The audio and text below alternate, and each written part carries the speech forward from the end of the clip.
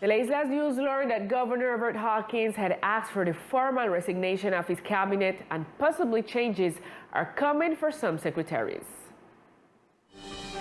The changes in some of Governor Everett Hawkins' cabinet secretaries, who apparently requested the formal resignation of the heads of portfolio, are gaining momentum. The changes will presumably take place in the Secretariats of Government, Mobility, Tourism, Culture, Social Development, and the Office of Legal Counsel and Press and Communications. The governor's decision is expected to be announced in the next few days as part of important changes aimed at continuing to comply with his development plan.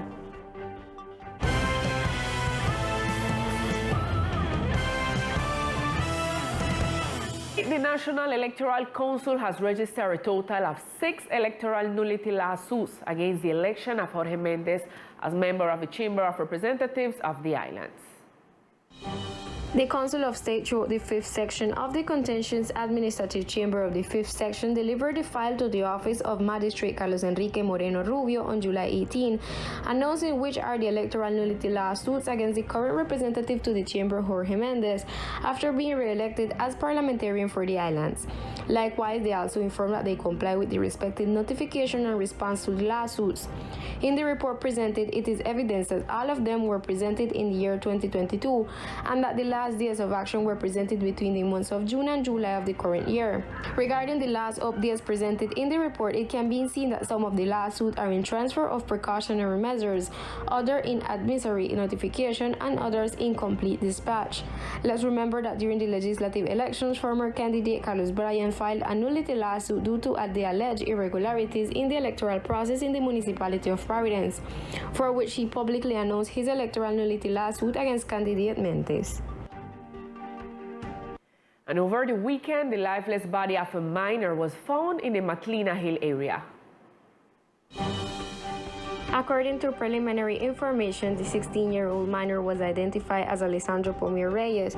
His body was found in the wooded area that connects the sector of Macleana Hill with Morris Landing, apparently with bullet impacts to the neck and thorax. According to information that circulated on social networks, the minor had been missing since last Thursday, July 21st, after he left his home. However, his body was found during the morning hours of Saturday.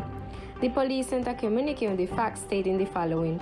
At approximately 8 a.m. through the integrated emergency system, information was received from the community about a lifeless body observed in a wooded area between the neighbors of Macleana Hill and Morris Landing, where the patrols by the National Model of Community Surveillance by Quadrant were immediately dispatched.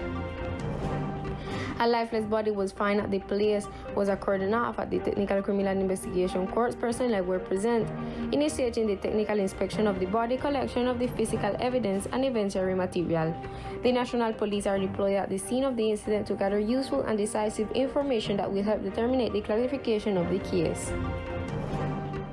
Several traffic accidents occurred during the weekend. One person is in the ICU, and the others are under observation and out of danger.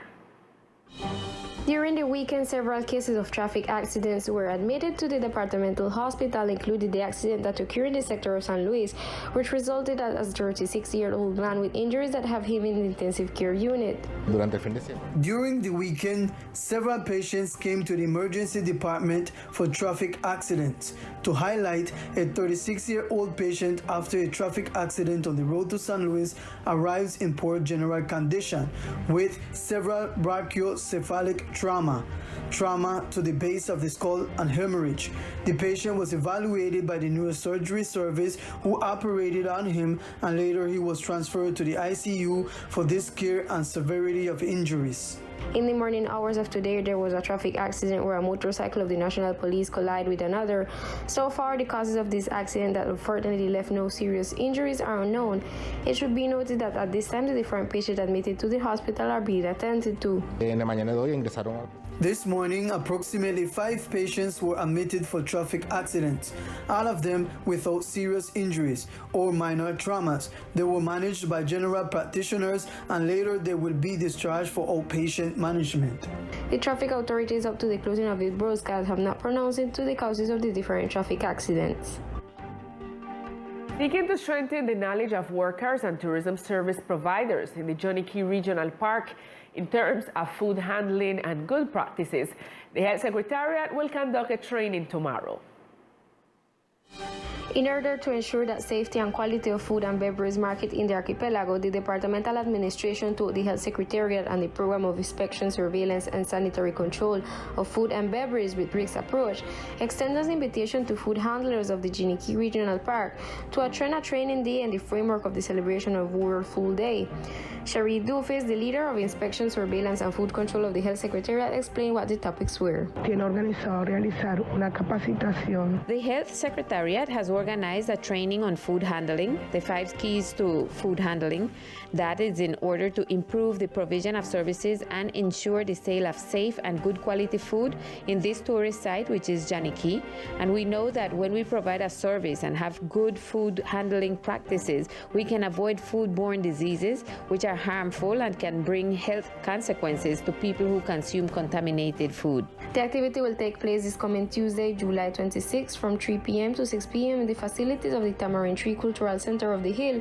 It is of vital importance the attendance of workers who handle food in the key in order to ensure a quality service in turn, strengthen the gastronomic aspect seen as a service to the public for both locals and visitors to the place. In other news, Minister of Health Fernando Ruiz made a statement after the declaration made by the international public health emergency due to the monkeypox and announced that Colombia is in containment phase. The World Health Organization declared this Saturday an international emergency due to the current outbreak of the monkeypox after more than 16,000 cases have already been declared in 75 countries. According to Ruiz, Colombia is in the phase of containment of the monkeypox, that is, prevention of the virus. So far, 11 cases have been detected since the first case was reported on June 23rd. Of these, 10 originated outside the country. Likewise, he clarified that this is a disease characterized by the presence of welts on the skin, which is virilized by contact with the welts with fluids and also by sexual transmission. On the other hand, the head of the health portfolio explained that they work together with the National Institute of Health to diagnose the virus. He also indicated that Migration Colombia is exercising the corresponding control of people entering the country to identify those who may have the disease and isolate them. And now let's get to know other facts that today are making news in our brief news section.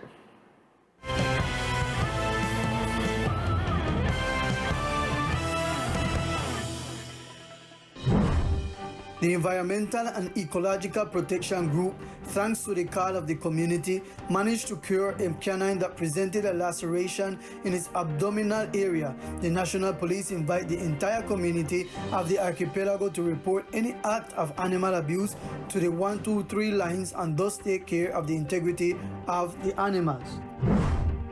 The Coralina Environmental Corporation informs the public that the black crab closed season continues, which is why its capture, marketing, and consumption are prohibited during this period, which began on April 1st until July 31st. The environmental entity invites all citizens to respect the closed season, as well as, if they observe the species crossing the roads of the islands, allow its passage to continue its reproductive life. This weekend was held the second version of the cycle ride was inside the Botanical Garden of the island, an event that brought together cycling enthusiasts who toured the facilities of the place through the ecological trails enabled where they could live the experience of enjoying their favorite physical activity, knowing and discovering the flora and fauna of the region.